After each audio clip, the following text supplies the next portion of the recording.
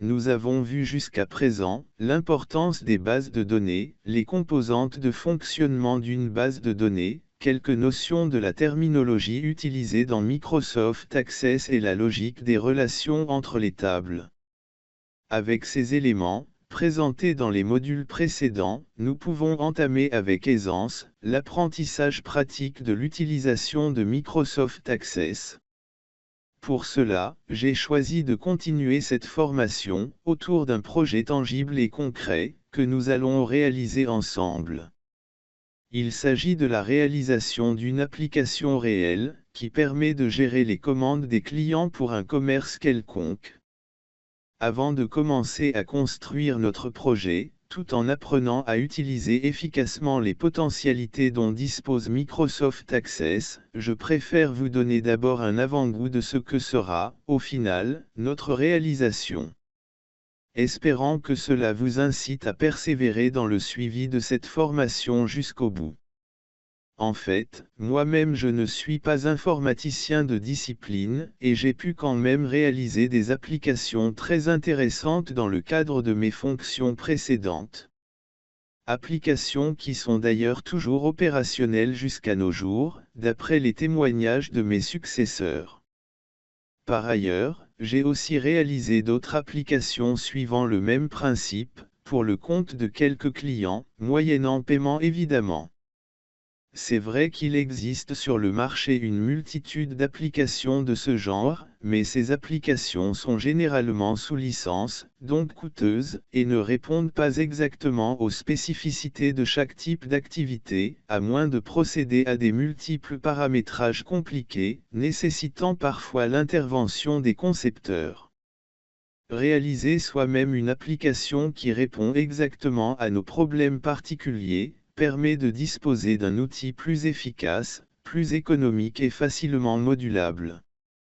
L'application que je vais vous présenter, comme vous allez le constater, peut intéresser tout type de commerce, quelle que soit sa nature et sa taille. Et l'apprentissage de la réalisation peut inspirer pour exercer une activité lucrative, notamment pour ceux qui sont en quête d'emploi, ou pour ceux qui préfèrent travailler chez eux. Ceci dit, nous allons donc passer à la présentation de notre future réalisation. À l'ouverture de l'application, nous allons accéder à cette interface conviviale, qui comprend notre logo personnalisé, et un menu clair et compréhensible. L'assortiment des couleurs peut être choisi selon nos goûts, ou selon le contexte de notre activité.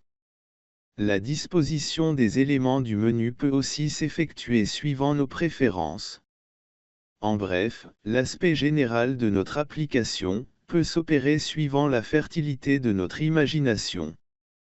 En tout cas, moi j'ai choisi cette présentation. Ici en haut, nous avons des boutons classés par rubrique. Rubrique concernant les clients. Rubrique concernant les commandes. Rubrique concernant les produits. Rubrique qui nous permet de visualiser des situations.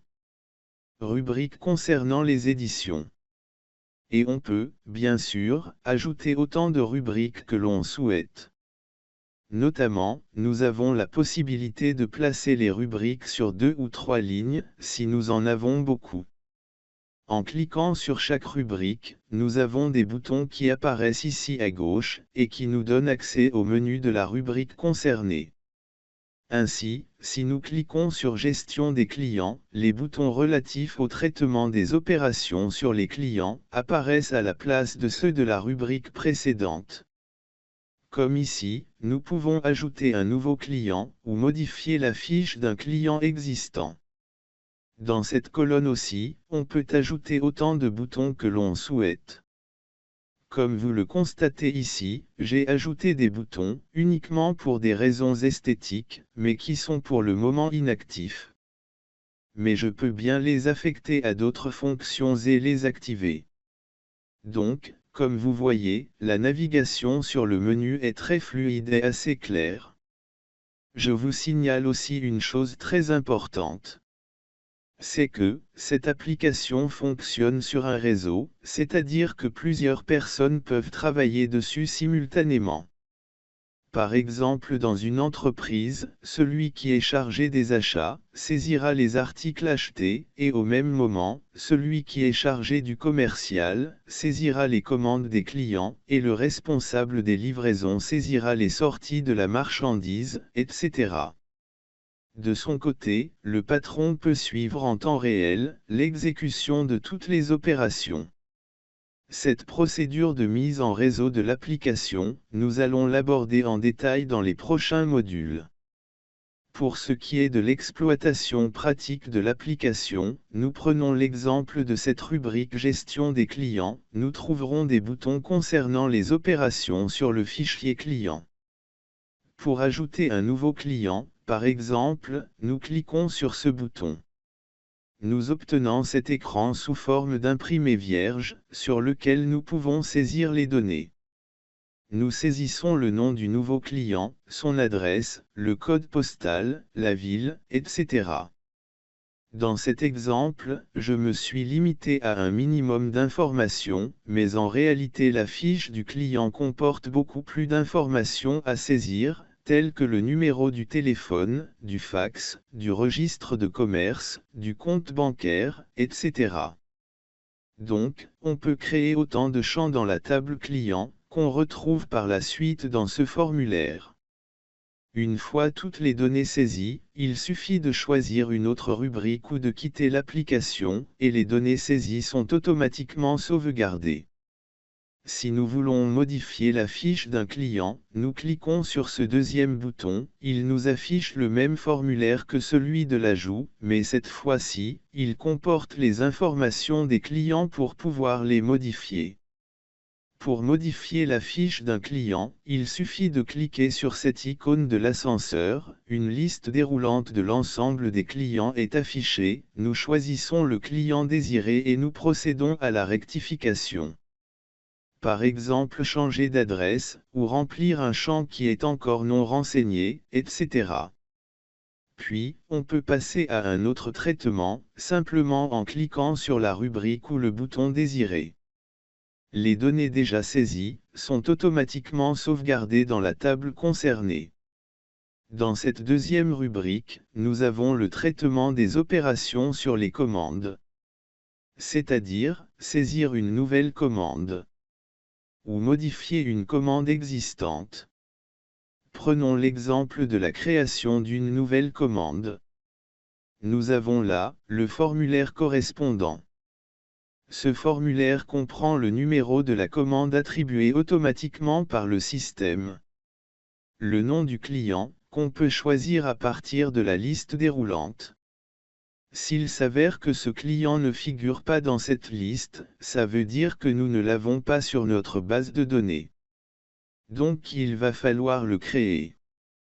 Pour ce faire, et sans quitter notre écran de travail, nous cliquons sur cette petite icône à côté, et une nouvelle fenêtre de création d'un nouveau client s'ouvre. Nous procédons à la création et on ferme cette fenêtre. Nous revenons automatiquement à notre fenêtre de travail, on effectue une nouvelle recherche dans la liste déroulante des clients et on retrouve le nom du client que nous venons juste de créer. Le formulaire comprend aussi une place réservée à l'état de la commande, que nous pouvons choisir à partir de la liste déroulant, en cours, en livraison, etc.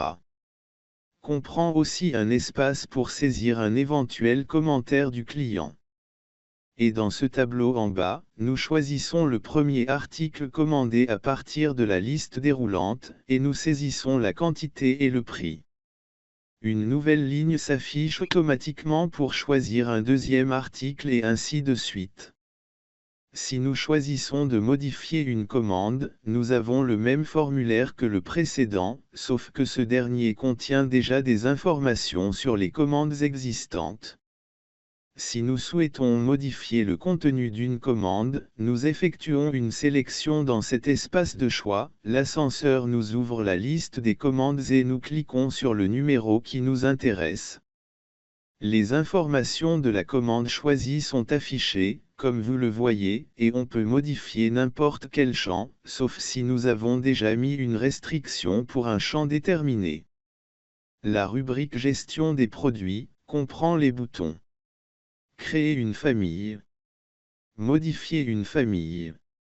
Ajouter un produit. Et modifier un produit. Le fonctionnement des formulaires de cette rubrique est le même que celui que nous avons vu précédemment. La rubrique Situation comprend les boutons des formulaires qui nous présentent les informations que nous désirons consulter. Ici, nous avons l'exemple de la situation des commandes par client et la situation des produits par famille. Ainsi, si nous souhaitons savoir pour un client donné, les commandes qu'il a passées, nous cliquons sur ce premier bouton. Le formulaire se présente comme vous voyez. Le titre du document, la date et la case de recherche du client. Comme pour les exemples précédents, cette case dispose de l'icône de l'ascenseur qui nous ouvre la liste déroulante. Nous effectuons notre choix et nous avons l'information affichée dans le tableau ci-dessous. Le numéro de la commande. La date de la commande. L'état de la commande. Et les commentaires éventuels. La même chose pour la consultation de la situation des produits. La rubrique État comprend les documents destinés à l'impression sur imprimante, comme par exemple l'inventaire ou les commandes par client. Si nous cliquons sur le bouton Inventaire, nous avons là aussi le titre et la date du document, et sur le tableau, les différents produits que nous avons en stock, classés par famille et indiquant les quantités disponibles de chaque produit. Bien sûr, nous pouvons choisir la présentation qui nous convient et les informations que nous désirons afficher. Nous pourrons imprimer ce document, à l'aide de cette icône après la visualisation de la forme d'impression, comme vous voyez ici. Ce tour d'horizon sur l'application que nous allons créer ensemble, ne montre que quelques aspects parmi les énormes possibilités qu'offre Microsoft Access. Dans les prochains modules, nous allons passer à la réalisation effective de ce projet.